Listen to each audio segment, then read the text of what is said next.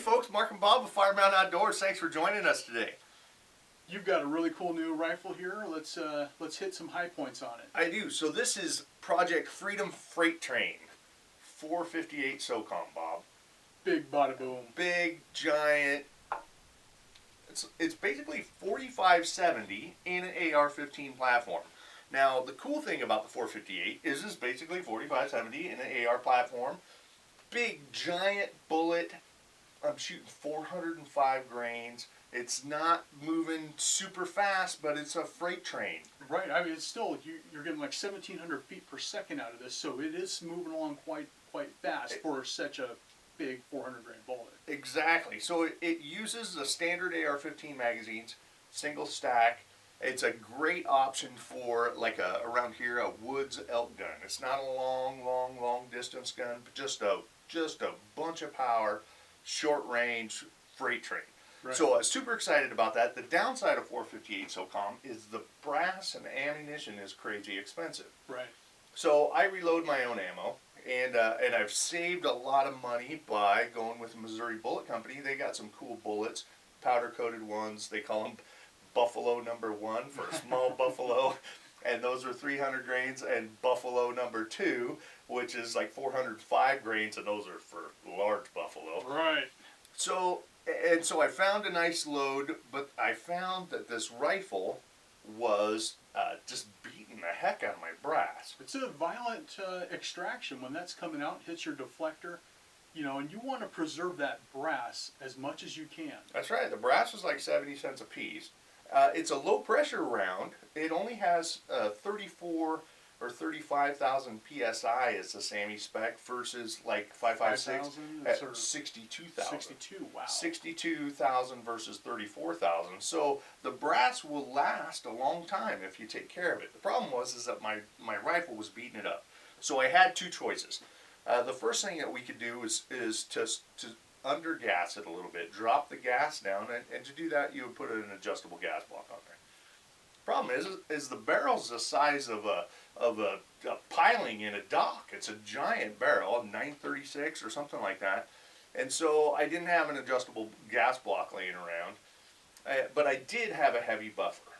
The great thing about having a heavy buffer is that it actually slows down your entire recoil system with your bolt and the carrier, the way that's moving backwards. If you go from like a 3 ounce, bolt buffer down to up to like a 5 ounce, you can slow this down quite a bit. So, and that's exactly what we did. So as the bullet passes the gas port, the gas comes back here and comes back, impinges on the bolt and forces it rearward. Putting a heavy buffer on there adds mass, and it makes that mass, now it's larger, it takes more energy to get it going. So it slows its roll, slows the cyclic rate. If this was really light, then it's going to reciprocate really fast. And it was, and that was making the ejection violent. We can look at the video and we can watch that this brass is spinning around like crazy. Sometimes it was spinning so violently that it would actually bounce back into the chamber and can cause some problems. And when it did that, it really damaged my brass because then the bolt was closing back on it. So what I wanted to do was slow the roll of that whole assembly so that I had a ejection pattern that was free and clear and it wasn't beating it up. So we did a really simple thing. The only thing we changed on this is the bolt buffer weight. Right. So you can look at the videos and you can watch them now with the 3 ounce buffer that came stock with this builder kit. So it was a standard 3 ounce buffer. We can see that the brass is violently spinning. It's going crazy. It's bouncing different random directions because the casing is so short, and depending on what it bounced off and how it spun would affect where it landed. So you had to go find your brass all over the place. Right. And if you're somebody who doesn't like to roll your own, it worked fine without it, without changing anything, and for you it may be just fine. But if you are preserving these 70 cents around brass casings and you want to reload your stuff, which only makes sense for 458 SOCOM, changing out that buffer made a pretty big difference. It did. So as you can see in the video, we changed to the heavy buffer, and now we have a consistent 3 o'clock ejection pattern. We still have spin, we still have rotation, but it's really just making one easy bounce off of the deflector and then landing at the 3 o'clock position like we like. Right. So that small, simple change made that difference. And the downsides of that is I added 2 ounces of weight to my rifle. If I'm going to be carrying that around in the woods, ounces matter. My rifle's just heavier. If I would have went with an adjustable gas block, I could have pinched that down, slowed the actual amount of gas that was going to it. But there's another side here that makes this heavy buffer attractive. Because this is a hunting firearm, I'm not using any full metal jacket ammo. Right. So a lot of the ammunition is all going to be lead or cast lead. It's going to have an exposed lead tip. And when that lead tip hits the feed ramps, it has more drag.